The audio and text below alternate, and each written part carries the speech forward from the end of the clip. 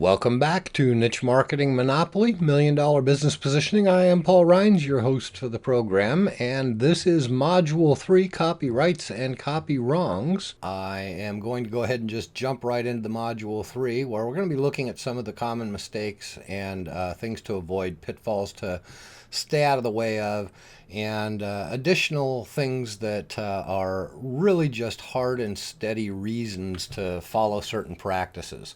And so with that in mind, we're going to go ahead and jump in. Trust that you have your workbook handy and all of your exercises completed from the previous volume. So let's get to it. This is Module 3. It's Copyrights and Copywrongs.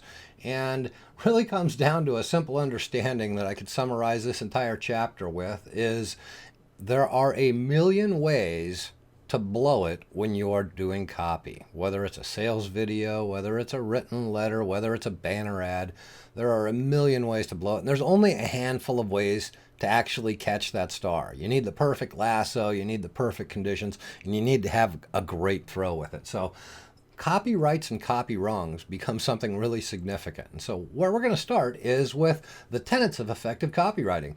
And these are my hard and fast rules of copywriting. And some of these I borrowed, some I've adopted, and some I've actually created. But these are the things that, in my opinion, are the must-know, cannot ignore details of understanding creating effective copy. The first is your copy can never be too long. It can only be too boring. Now, what does that actually mean?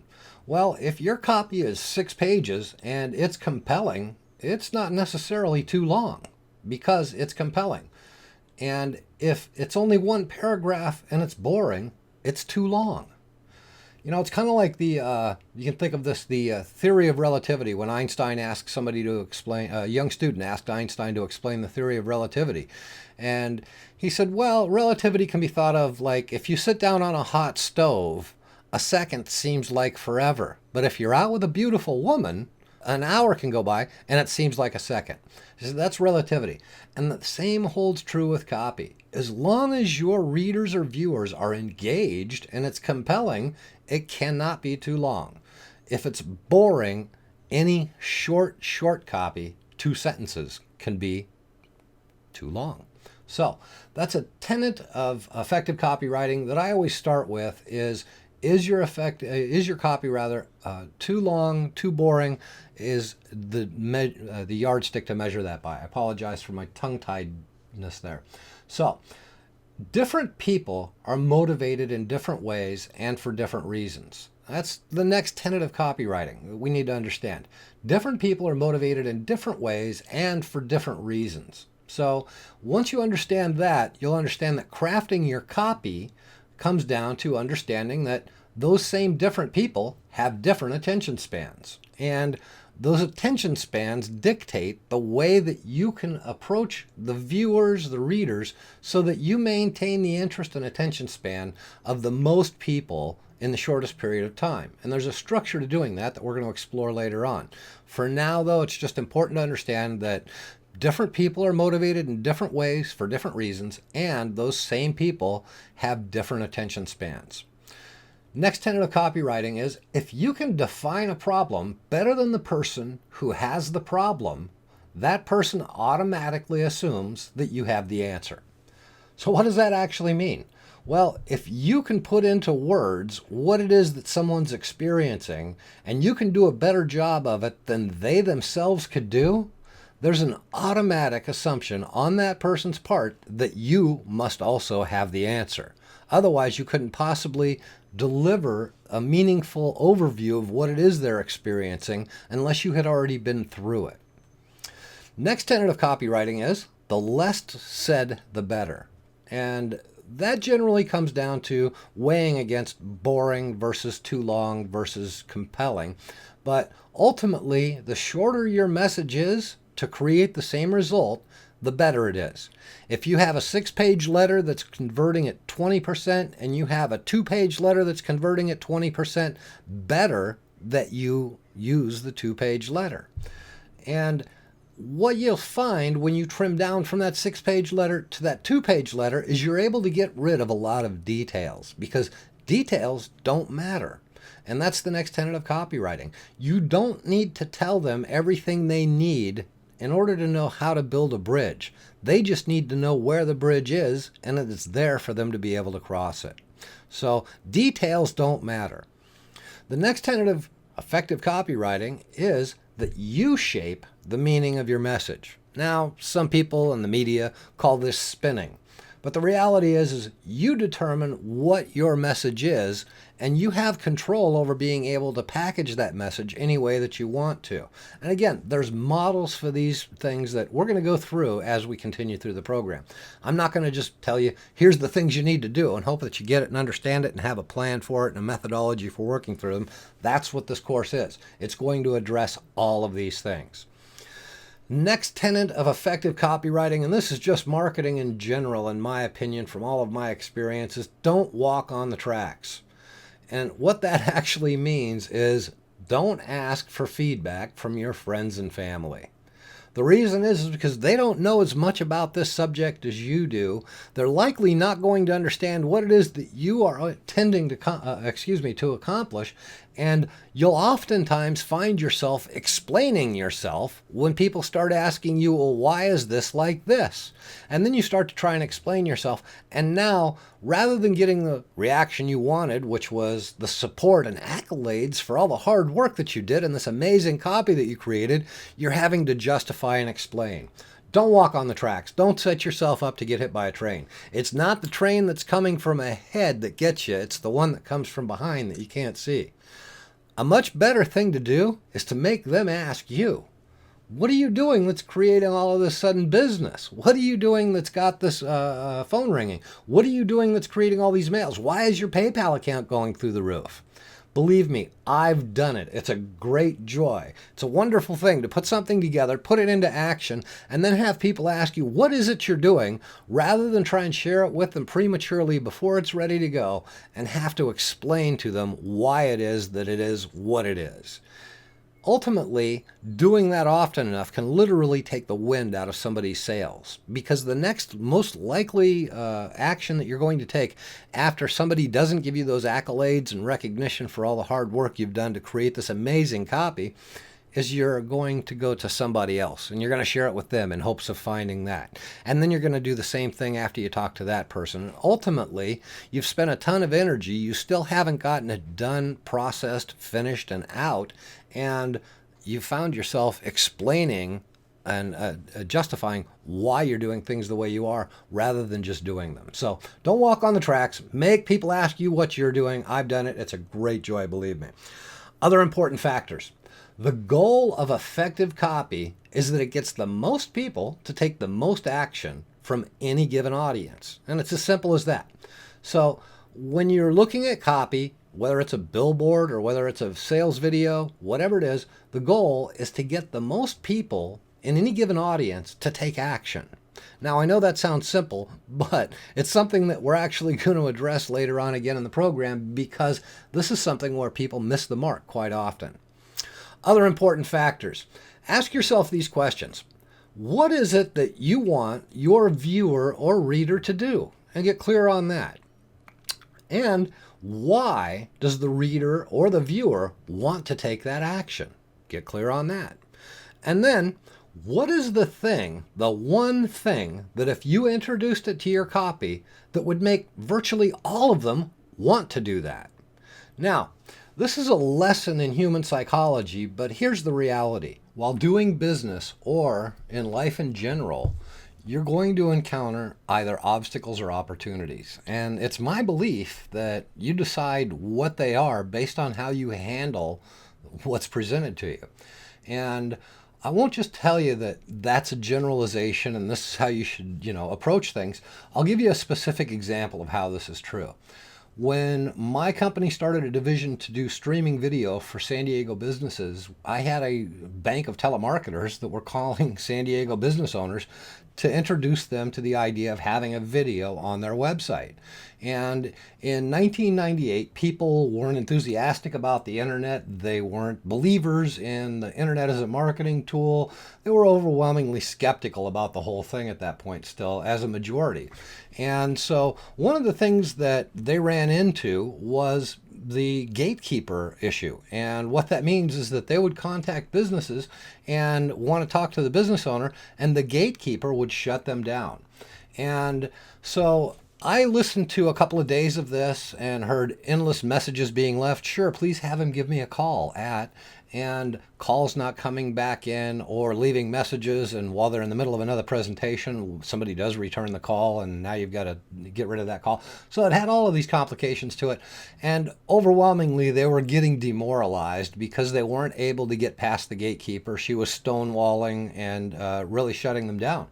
And so I had a meeting with them, and they expressed to me that that was their biggest issue, was getting past the secretary or receptionist. And so I told them that I would have a solution for them by tomorrow morning. And I didn't know what it was at the time that I was going to use to create that solution with, or how I was going to approach it. But I did know what I was going to do in order to decide and get the answer to the solution. And that was to ask myself these 3 questions. What is it that I want the gatekeeper to do?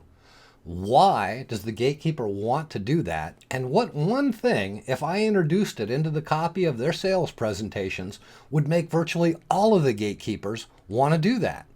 And so that was the approach that I took to solving the problem, and I came up with the Streaming Video Gatekeeper Alliance script. And when I went in the next morning, I told them that all they need to do in order to overcome this situation is to understand that we need to motivate the gatekeeper to be on our side. In other words, we want to create an alliance with the gatekeeper.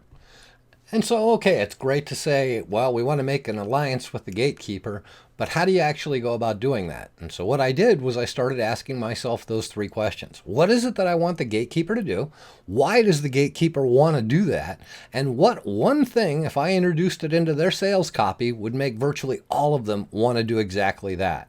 So I started with the first one, which is, what do I want the gatekeeper to do? Well, ideally, I'd like the gatekeeper to jump out of her chair and run to the office of the business owner and say, there's an important call on the line and you have to take it right now. That would be my ideal. So I start with that. And then I say, okay, well, why does the viewer or reader want to take that action? Or in this case, the gatekeeper. Why does the gatekeeper want to take that action? Well, because it would be in her best interest to. It would either protect her job or to elevate her value in the eyes of the business owner. And so I understood what it was that I wanted to do, and I understood the motivation that I wanted to have behind it. So then I go to question number 3, which you see on the screen here, which is, what one thing, if I introduced it into their sales copy, would make virtually all of those gatekeepers want to take that action? Jump up out of their chair, run to the office of the owner and say, there's an important call on the line and you have to take it right now, and be motivated to do that. So that's the structure of how I looked at the problem and decided I was going to create a solution. So what was the solution that I created out of that? Well, the next morning I went into the office and I told all of them that their titles had changed. They were no longer sales associates. They were all now executive producers. And their job was to contact business owners and fill the production schedule. That's what producers do. And that the production staff of Elite Video Productions and Net Video Creations was contacting business owners with a specific reason in mind that was different than anything we've ever done before. And here's what I integrated into their presentation that would make that gatekeeper want to jump out of her chair, run to the office of the business owner and exclaim that there is an important call on the line and you need to take it right now. And that was this. When they called up, instead of saying, hi, this is Rob, I'm a sales associate with netvideocreations.com, and we specialize in creating streaming videos. Are you familiar with video on the internet? Instead of taking that approach, which many of them were doing, or instead of taking the approach of saying, hi, this is Rob with netvideocreations.com, trying to connect with the owner of the business. Is he available? Now, you have to keep in mind that this was 1998. There wasn't a huge source of leads online that you could go to and get to just say, hey, I want to talk to the business owner. So we didn't even know the name of the business owner we were asking for, which presented a problem in and of itself that I wanted this solution to help overcome. And so now what we did from that point forward was the staff would call up and say, hi, this is Rob. I'm an associate producer with netvideocreations.com. I'm a production company up here in North County, and I'm calling on behalf of the owner of the business because we're involved in a really unique project that involves a video production, and it's a good fit for you guys, and it could end up with the owner of your company being included in an upcoming TV commercial, which is going to promote your guys' business. And so I just wanted to find out, is he available to talk about that really quick if he has an interest in being on TV? Well, let me tell you, the gatekeepers jumped up out of their chair. They ran to the office and they told the business owner, there's a really important call on the line and you need to take it right now. Now, it goes even further than that. We found through listening, because sometimes they wouldn't even bother to put you on hold. They were so excited that they would put the phone on the desk, reach back, open up the door. You could hear this going on the phone, stick their head around the corner and say, there's a TV producer on TV who's talking about putting you on TV and they want to talk to you right now. So they actually started embellishing to some degree what we were actually saying. So the Streaming Video Gatekeeper Alliance script was based on the idea that I knew I could get them on my side. I just needed to build a framework where they would do it. And to call up and say, hey, I am a salesperson and I'm here to sell you something, or I've got some technology, they had been beaten up with that forever and they knew how to handle it and deal with it. What they didn't get was calls from producers at production companies saying that they had an interest in talking to the business owner and it could end up with him being featured in an upcoming TV spot. Well, the outcome of that was this. I raised the prices that we were charging because of the added value that went along with that. And I ran TV ads based on the idea that I could get 3 business owners offering a testimonial for my company, which was what the TV ads were, was promoting my business, the netvideocreations.com and Elite Media name. And so I ran the TV ads with 3 business owners in each ad. I charged an additional $600 on top of the $1,400 that we had been charging previously. So now we were charging $2,000. They were funding $600 of basically airtime for me to be able to run ads for my business on TV where they were talking about how great my business was. So they were paying for my ads. They were talking about how wonderful my business was in the ads, and I got past the gatekeeper with an amazing degree of ease. So that's the power of asking yourself these questions, and that's the kind of structure that you can build if you get a little bit of creativity. And I'll tell you, and there's so many byproducts of that entire process that came to pass. Not only the exposure of the TV ads and all of that, we gave all of the business owners a copy of that TV ad on CD, as well as a link to it on the internet that they could forward around to the people that they knew. So they were enthusiastically sharing my company's promotional piece with the people that they knew because they were in it. So it just keeps getting better and better and better. And that's just all about building a correct structure and a correct framework. And that's the strength of asking yourself those 3 questions. What is it that I want the viewer or reader to do? What is it that makes the viewer or reader want to take that action? And what one thing, if I introduced it into the copy, would make virtually all of them want to do that? These 3 questions are my magic formula for success in turning obstacles into opportunity that I've relied on for decades, and now they're yours. So we're going to move along, and I hope that's of benefit to you. There are some other important factors that I want to cover at this point too. First of all, don't explain your product, exclaim its benefits. Don't explain, exclaim. Don't downplay your product thinking that humility is a good thing in ad copy or promotional videos. It's not. This is a life-changing program. This is going to impact you in a way that nothing else ever has. Explain and you die. Exclaim and you prosper. Now, next important factor I want to address is the oh wow versus oh no. And this goes back, I think, to Dan Kennedy. I first heard talk about this back in the 1980s, which was when we were all doing direct mail and selling pieces and shipping physical products. And people would get the products that you would sell to them, and ultimately one of 2 things would happen. They will open the package up and they're going to have one of 2 reactions, which is, oh wow, or oh no. And you always want the oh wow and not the oh no.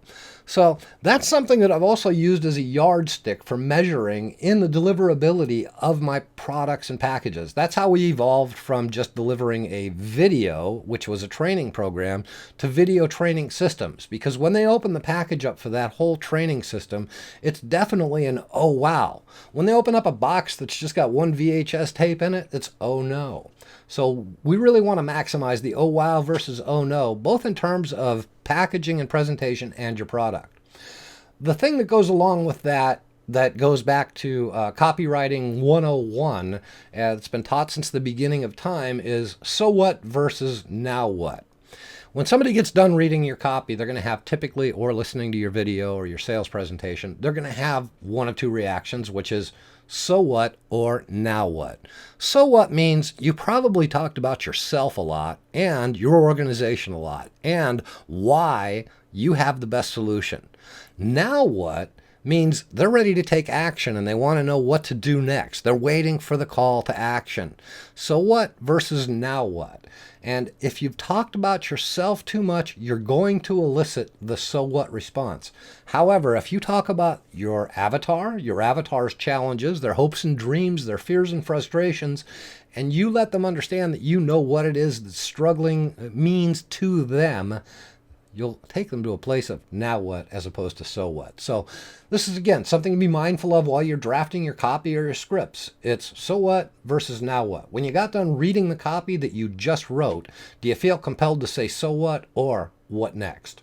So again, next point is, it's often what is not said that compels a purchase more than what is said. And I talked about this a little bit when we were talking about the videos. When you have videos back in the 1980s in a room full of people and they look back on the back table and they see that you've got all these videos stacked up, there's an unsaid assumption that you're successful. So a lot of times it's not what you say, it's what you don't say that causes people to. And you remember that dovetails into the principle that we went through when we were talking about the tenets of effective copywriting, which is typically the less said, the better. So there are ways to create these unsaid assumptions, and we're going to be looking at some of them as we go along. What I want to do now is take a look at some ad copy that was wildly successful that virtually all of us have heard of. And think of a brand of bleach and type it in the comments box below the video right now. Just take a second to do that and think of any brand of bleach. I see I've got a typo on there. That's breach. So it's not breach. It's bleach that we're looking for. And type it below in the box below there. So take a second and do that. If you don't have the access to the box because you're on a mobile device or something that's just not giving it to you, write it in your workbook and just make a note of any brand of bleach. So you all should have done that by now. Let me ask you this. Was the bleach that you thought of Clorox? Because for most people that think of a brand of bleach, Clorox is the first one that comes to mind. Now, why is that? Well, it goes back a long ways. And Clorox, there's a story behind why they are so wildly successful. And as the story goes and is illustrated, as you see here in a 1950 newspaper ad for Clorox, at one time, long ago, a young ad executive who had just started working at an impressive agency walked into the wrong door thinking that he was going to the outside and walked into a conference room. And he stuck his head in, realized he was interrupting what looked to be a very important meeting, and started to withdraw while apologizing. And the person who was there in the conference room said, "No, wait, hang on a second. Let me get your opinion on something," and invited him to stay in the room. And as it turns out, it was a meeting of Clorox bleach executives and the Purex company. And at that point in time, there were many competing bleaches on the market. And the Clorox people wanted to distinguish themselves, and that's why they were at this advertising organization seeking a way to get their message across in a more compelling way that separated them from all of the other bleaches. So they looked at the young man and they said, just as a blind opinion, what do you know about bleach? And he said, "Well, my wife does the laundry, so I really don't know that much about it." And he said, "Okay, well, do you know what bleach your wife uses?" And he said, "To tell you the truth, I have no idea, but I don't think it's yours." And he said, "I appreciate your honesty." And he said, "Let me ask you, what would it take for you to recommend to your wife that she used Clorox bleach. And so the young man thought about it for a second. He said, well, looking at all of the other bleaches that were on the table along with the Clorox, he said, how is Clorox different than all of those? And they said, what do you mean? And he said, well, what's in the bottle, compared to what's in the bottle for all of those others?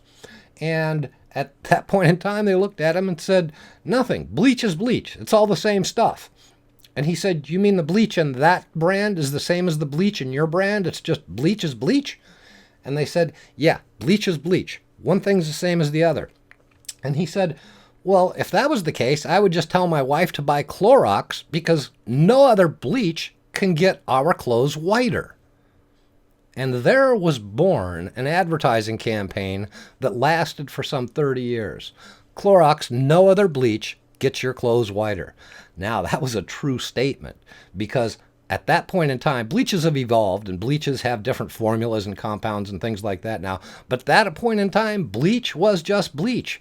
And if you used one bleach as opposed to another one, it didn't matter. It was not going to get your clothes any whiter than the one next to it. So to be able to turn that around and just look at it from a different perspective and say, Clorox, no other bleach will get your clothes whiter, is making a true statement that separates and differentiates them from all of the other bleaches. So that's a very important story, and it's important to understand as you're crafting your ad copy to keep those kinds of principles in mind in the back of your mind. How can I deliver my message in a way that differentiates and separates and compels the brand loyalty that the folks over at P&G have been able to manage to create? So moving on, 80% of any market is newbies. Vast majority of the people who are going to be looking at any promotional campaigns, any promotional copy, any ad videos, any sales video letters, any type of content that you're creating that's designed to generate sales, 80% of the people that it's going to be reaching in any market are going to be newbies. 20% of them are advanced to master level in those fields. Guess who you're going to sell to? That's right, the newbies.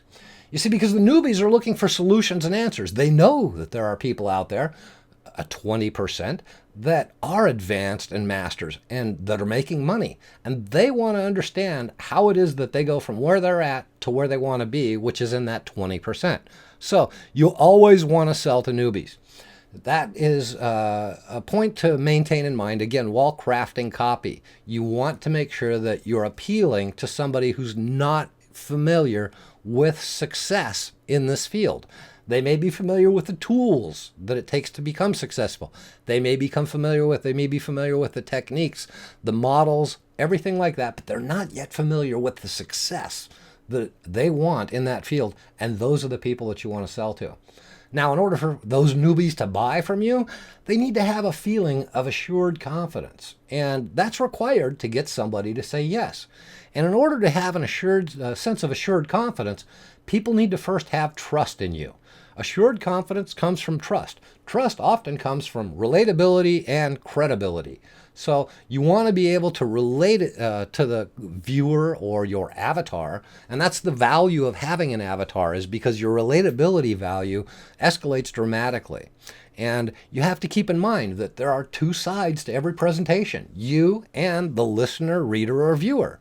So you want to be mindful of the idea that, let's say if you've got inner circle access, incidentally, to the advanced training program, then you received a whole bunch of insider materials, including some really valuable swipe files from me that were included only in the advanced training program. Among that is my personal avatar workbook and my personal copy template. I address the fact that these are included here because at this point, with the fact that there are two sides to every presentation, you and the listener or the reader, and in the avatar workbook and the personal copy template, we deal with both of those things in those respective documents. So completing the exercises in both of those documents and course support materials will result in you, one, having the ability to tell your prospects exactly what they need to hear, just as they need to hear it, and two, having the ability to tell your story in a way that is compelling to prospects and positions you as the expert because they have such a high degree of relatability to you. The avatar workbook deals with the prospects. And my personal copy template that's included in that advanced program deals with you and presenting and packaging you and your story. So just be aware of the fact that if you're a member of the advanced training program, we're going to tackle all of these and each of these things individually to give you both sides, the reader and the listener, to where there's a high degree of relatability to reach that sense of assured confidence that comes from the trust that you build. Couple of best practice notes about copywriting, and these are just things that you want to, again, keep in mind while you're drafting your copy. They are of paramount importance because not following these things could result in greatly diminished sales figures. So, first and foremost, always use specific numbers, dates, times, etc. Never generalize any of these things. I love that. Never generalize any of these things. For those of you that are linguists and linguistic fans, that's about as generalized a statement as anything. Never generalize any of these things. So always use specific numbers, dates, times, etc. Don't generalize. You want to tell them it was March 4th, or you want to tell them it was the spring of 2000, or you want to tell them that it was $8,742.86. You want to tell them that it was 4 o'clock in the afternoon and you remember because. You want to be very specific about your figures. Generalizing that suggests a lack of credibility. If you really were credible with something specifically while you're trying to get somebody to part with their money, you would be specific about it. Again, speak to one person, your avatar. Again, the avatar workbook for those of you who have joined the advanced program. If you don't know who your avatar is, don't guess. And again, your avatar is a single person that you understand their socioeconomic makeup, their psychological desires, their profiling from a perspective of what's important to them in all the environments of their life, their family, spiritually, all of these things. And you really have to get clear on those things. So if you don't know your avatar, don't guess. There's a resource to help you with this, and I'm going to share that with you. It's called Quantcast.com. For those of you that are familiar with it, you already know what it does. This is just going to be a refresher for you. But Quantcast.com will provide you with detailed demographics information free to the degree that you can get information from Quantcast about your avatar that would cost you a small fortune to have a public relations firm or a survey company put together and compile the data that you can get from Quantcast. Now, you also want to understand, again, your avatar's hopes and needs, their fears and frustrations. And so if you don't know what their big questions are, what their dreams are, what their hopes are, what their fears are, again, don't guess. You can get that information by going to online forums. You can go to Facebook groups, you can go to LinkedIn groups, you can go to forums for single parents, forums for divorced parents, forums for parents of twins, and look at what they're concerned with. Look at what their hopes and fears are, what their fears and frustrations are, and get a sense for who they are so that you're not guessing. And again, the point of this is to look at the questions that people have posted in these forums or groups. The value of this, again, cannot be overstated because you're actually getting feedback from people that's telling them exactly what it is that they need in order to make a buying decision. Those questions and concerns that the people have on those forums and in those groups, the questions that they're asking, they're telling you, if you can solve this with your product, I'll buy it from you. So it's really an invaluable source of information and resources that you have available that it's been unprecedented prior to the development of social media for you to be able to connect in these ways. So looking at the first side of that with the Quantcast aspects and getting some demographics, because you want to know who your avatar is. So if you don't have the budget to get a huge campaign together for a demographic study of your buyers, if you have buyers, it's tough if you don't and you're just starting out, what you can do is go to Quantcast. And that all starts with doing a Google search. And so what do you want to look for on Google? Well, I'm going to be introducing you to a product that we're going to be using as an example to create some copy in a little while. But for now, just know that it's a product to help babies and parents of newborns, infants, and toddlers with a remedy for a quick solution to get them to stop crying if they've got colic, gas, indigestion, constipation, or a variety of other ailments. Now, I've been involved with marketing this product for many years and put together a whole bunch of different campaigns for the product. And when it came time to looking at the demographic of who's bought this and where we can find information on them, Quantcast became the first choice to really get some detailed information. So what you do is this: you think linearly and ask yourself, what else do people who want my product also buy? So parents of newborns, infants, and toddlers are all assumed to be buying baby products. So any baby product would do. You could look for baby bottles. You could look for baby clothing. You could look for strollers, anything associated with it. I went for something pretty direct here, which is baby crying and colic remedy, just because I wanted to see what would come up. And the first result in this case, and by the way, a lot of times the ads that you see in the first three spaces in this case, a lot of times those are your best choice to get information from Quantcast. Because what you're going to do is you're going to find a site that sells products similar to yours, but has tracking information for the people that are going to the site and buying it. And then you're going to be able to take their information and get it and apply it to your business. Pretty cool, huh? So the first one is this happiestbaby.com with colic baby as the forward trailing extension on that for a specific page. And so we do a search for this on on Google rather, and Google tells us that we can find this site right here. And when I got to this site and I looked at it, I thought, man, this is somebody who's really doing this right. This is Dr. Karp, and I don't know Dr. Karp personally, although I guess I can meet him in person according to what I see there. But this is somebody who is really creating just a ton of content. You can see it all over his page. He's got information, books, DVDs, learning topics. He's got certification programs. He's got a store. He's got videos to watch. And he's out there sharing it with everybody. And you can see his social connections right on the top. You can see that he's offering a free newsletter. And when you click on that, you'll opt in. And when you click on a variety of these things, you'll opt in. So this is somebody who's really marketing and doing it right. And he's creating a ton of content, which is elevating his visibility out there in the marketplace and making him recognizable and a trusted source. So we take the information from this and we look at the site, first of all, to confirm, yes, the people who are buying baby products would be going here. When you see their featured product is his book, which is The Happiest Baby Going to Great Sleep, you know that you're in the right place. So you find a site similar to yours in terms of who it's attracting, and then you go to quantcast.com, and this is a shot of their homepage here. And what you're going to do is you're just going to copy that URL and paste it into the search box that you see here. And in this case, I've pasted in happiestbaby.com. You don't want or need the www or the http // or the colon. You just want the domain name, the domain name and the extension. So you punch in happiestbaby.com, you hit the magnifying glass, and boom.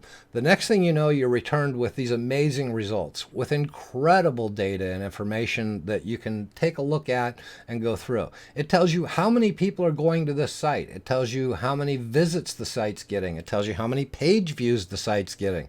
It tells you down below here where it says last month, and it's got your global usage for day, week, and month. So you can see what their busiest days of the week are. When is your avatar online and spending the most money? It's right there for you. You see the towards the bottom of the screenshot there where it says last month, that shows you how many of these people are coming in on the web and how many are coming in on mobile devices. And that's a nearly 60-40 split, 59-41. So 41% of the traffic that this site is seeing from people that are coming in and doing business with this individual are coming in on a mobile device. Now, you've got to take note of that, because you have to ask yourself, is your site mobile optimized? Do you have not just a responsive website so that it shows up on the screen correctly, but do you have a specific mobile site configured for your particular site that shows up on these mobile devices that makes it easier for people to become buyers? Because a mobile site is very different than the website that someone sees if they just go to your phone, to your site on a phone. So paying attention to mobile, again, it's been said for years. I've been preaching and expounding on this for at least 5 years, the value of migrating to mobile. And with tablets, phones, the amount of connection devices that we have available to us that aren't connected to our desktop are becoming significant to the degree where you can see 41%, a full 41% of the people that are coming to this site are on their mobile devices. So something to pay attention to, something to make sure that you consider when you're looking at crafting your copy and your message. You scroll down on the page and you get the demographics. We can see the male versus female ratio. We see that males visited a total of 44 times and females 154 times. We can see the age breakdown here, and the key demographic for this site is obviously a female between the ages of 25 and 34, with the trailing favored numbers being 35 to 44. So we've got females 25 to 44. We know what time of the day they're online shopping. We know when they're spending the most money, and we know what type of devices they're connecting with all so far. But we continue moving over. We notice that most have kids. The numbers would obviously suggest that they do, given the site, but you'll see that there's a lot of traffic from people that are coming in that don't have kids too. So these are gift buyers. So you don't want to ignore them in your message, but you certainly know that your avatar has kids. And then you continue moving over to the next column for income demographics, and you notice that the average income for the people that are going to this site is somewhere between $50,000 and $150,000, balanced out right across the board there. So you could average that to $100,000 a year income for the average visitor to the site. That's a noteworthy consideration, because now you're talking about factoring in considerations regarding how you price your product for online sales. These people, in all likelihood, given that they have children and they're looking for something that's a product that's related to children, have some level of discretionary income that they want solutions for the other problems that present themselves as being parents. We can see that most have been to college, and many of them to grad school. The number of people that have not been to college is a full third, practically, half rather, of the people that have been to college, and a third of a quarter to people that have been to college and grad school. And we also see that there's a pretty even breakdown across the board demographically regarding race, and Caucasian beating out all of the others, in most cases only by a relatively narrow margin. But you know that you're now targeting a Caucasian female between the ages of 25 and 44, with the primary target demographic being between the ages of 25 and 34. No coincidence there, childbearing years, that has children, an annual income of about $100,000 a year, who's been to college and possibly grad school. This is amazing information to know about who's buying these baby products online. We can also see, if we look down at the bottom of the page, what it is that they also like. So they're interested in these other things like fashion, fragrances, jewelry, parenting, baby. You talk about doing keyword research. Well, there's some really valuable keyword research laid out for you right there, and ready for you to have at your beck and call. Scroll down just a little bit further on the page, because the information keeps coming, and you see the web traffic frequency. We see how often they're visiting. We see how often they're coming back. We see how often they're coming in globally and across the United States. So these are amazing statistics, web traffic sources globally in the United States of mobile versus web as well. So it allows you to really get some valuable information when you're talking about understanding who it is that you're targeting when you're crafting your copy, constructing your websites, and creating your sales messages. So this is, again, all part of best practices. We have not left best practices since I started talking about them quite some time ago. I told you that you're going to talk to your avatar as one person. You're going to speak to them as an individual. So you're going to say, when you sign up for this program and when you discover all of the tools that are going to change your life, you're speaking in the first person to that person. You also want to do the same with yourself. Never speak as a group when you're crafting copy of any kind, whether it's email, again, newsletters, sales letters, video sales letters, whatever it is, it's always I. Why? Because of the personal connection. When I first started doing public speaking programs way back in the 1980s, the big thing was to position yourself as a successful expert, who's the leading edge of any given industry. That was the goal of all of the promotional materials that were created. Was I'm as successful as you can possibly be, and I'm going to show you the ways to do it. And what that created was a persona that came to be known as the guru persona. And it's funny because there's a lot of effort that went into building that persona. If you look around at some of the videos of mine that are online that the speakers bureaus were using back in the 80s and 90s, it's got shots of me on jets and, doing all of these really awesome, cool things that only the ultra successful could be associated to doing so many fun things and so many cool things over such a short period of time. And so we really went out of our way to build that up. Now the environment has shifted, and it's shifted dramatically. What people want is somebody that they can feel relatability with. And I talked about that a little while ago.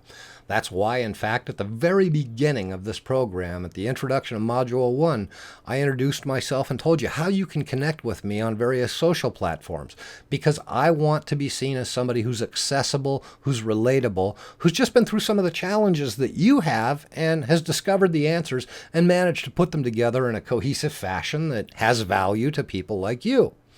So it's always I. It's never we. It's never the corporate speak. It's never our team or the committee for or we. It's always I did this. And when I talked to this person, what I concluded was this. And they pointed out to me that this, and that made me decide that this. Now, I want to make an important distinction right here. Am I saying that your sales copy and your video scripts should be filled with information that's I, or what I like to call the I, me, mine principle? Absolutely not. Nothing can be further from the truth. However, when you are addressing people, when you are talking to them, when you are engaging with them, you want to communicate with them as an individual, not as a large corporation, guru, or inaccessible type of personality. So that goes back again just to relatability, trustability, and people feeling like they're connected with somebody. So always speak in the first person, never as a group. On that same line of thinking, do not use the integrate to mail feature. Again, this is best practices. Do not use the integrate to mail feature that's included with your autoresponder sequences or your autoresponder services. And what the integrate to mail feature does is takes the name from the form that they fill out when they opt into your list and plugs it into the email that you're sending them, so that hopefully when they get it, it says, "Hello, John, this is Paul, and I wanted to share some very valuable information with you." Do not use that feature. Why? Well, there's a variety of reasons, but most notably it's because "Hello, John" can become "Hello, John, WSO offer box," or some other thing that they've put in there to distinguish that this is something that's not personal to them. This is a piece of mail that's the name that they use, and they know when they see that, there's probably going to be an offer connected to it. So when you, again, can verify this in your own experience, if you use any kind of aliases or dump mails or junk mails for your opting into lists that you know are obviously opt-ins, do not use the integrate to mail feature for the name. It can become "Hello, John, WSO offer," but it can also even become "Hello, bite me." Because if they just type "bite me" and put their email address in the box, that's what it's going to come out as when you craft your email copy and you use that integrate to mail function. And people know immediately when they see that what this is, where it came from, and they know that they're not going to read the rest of it because they pre-screened it for themselves and you've confirmed for them that they shouldn't. So again, best practices. More best practices are the principle of 7 plus or minus 2. And basically what this says is that human beings can digest numbers and information in chunks that range between 7 plus or minus 2. So that means between 5 and 9 chunks of information that a human being can take in at any given time, digest it, and be able to process. And it's called the rule of 7 plus or minus 2. And that idea comes down to this. You never want to have more than 7 plus or minus 2 objects on a page. You never want to have 7 plus or minus 2 more of anything. Now, again, a way that you can verify this in your own experience is if you think about phone numbers. Here in North America, we have a 3-digit zip code, a 3-digit prefix, and a 4-digit suffix. And so when you tell somebody your phone number, you give it to them in chunks that range in that 7 plus or minus 2. You don't say 213-841-9864 because people won't get it. But when you say 213-849-8849, I hope that's not somebody's number. I just literally pulled those numbers random out of the air. So if somebody's compelled to call them, I'm not recommending that you do. Don't know who you'll get, if anybody at all. But I'm illustrating the point that it's easier to remember numbers when you memorize them that way. And in fact, have you ever had somebody who gives them to you out of order? I saw a comedian talking about this not long ago, that it's, okay, give me your number. And the person says 74-8484-2894. And it throws you because it's not what you're used to taking in. So that 7 plus or minus 2 chunks of information becomes noteworthy. That means 6 to 10 lines of text maximum in a paragraph, 7 plus or minus 2. 6 items in a bullet list. You don't want to have any more than that because 6 items in a bullet list is enough to take in. Anything over that really is too much. 6 elements on any given slide, maximum if you're doing a slide presentation. And if you're doing mail, emails, there's a specific format for that I've included in the advanced training program. So look for the mail formatting bonus in there. And it talks about the line structures of email specifically. This becomes something really a science in and of itself that I have gotten input from the likes of Jeff Walker, who's just done a ton of mail and analyzed this stuff down to a finite degree. Mike Koenigs and a handful of other people that really have a handle on this stuff. And there is a best email format. So if you're not already familiar with what that is, go ahead and make sure that you advanced member users get in there and look at that bonus for the mail formatting. Now, I'm going to shift gears a little bit here and talk to you about teases. Teases are great things in sales copy. They're great things in videos, and they're great things to integrate into copywriting. And teases actually build credibility. They create curiosity. They keep interest, and they engage your clients, viewers, readers, or the people that you're targeting, again, your avatar. And so a way of offering a tease is just by simply saying something as easy as, later in this video, I'm going to show you how to, and that's a tease. Now, that again builds credibility, it creates curiosity, and it keeps interest. How does it do all of those things? Well, let's look at an example of a tease and a tease being honored. So a tease is, I told you I was going to, and later in this program, I'm going to share with you some amazing ways that you can do X, Y, or Z. And then honoring the tease would be, okay, now earlier in the program, I made you a promise that I would X. So I want to honor that now. I always keep my promises. So let's jump in and look at how. Now, from a credibility perspective, you get credibility because you're showing people that you're organized to the point that you remember what you said before, number one.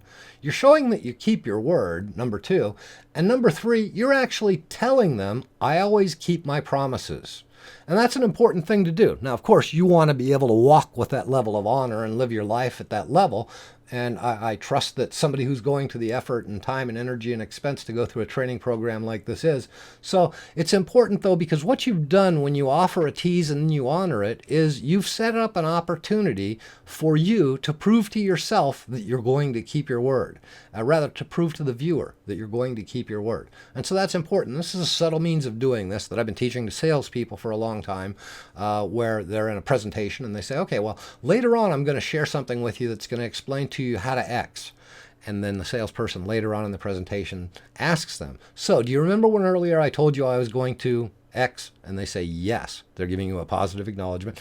Now, I want to honor that, so I told you I was going to do that. I always keep my promises. Let's jump in and take a look at how that works.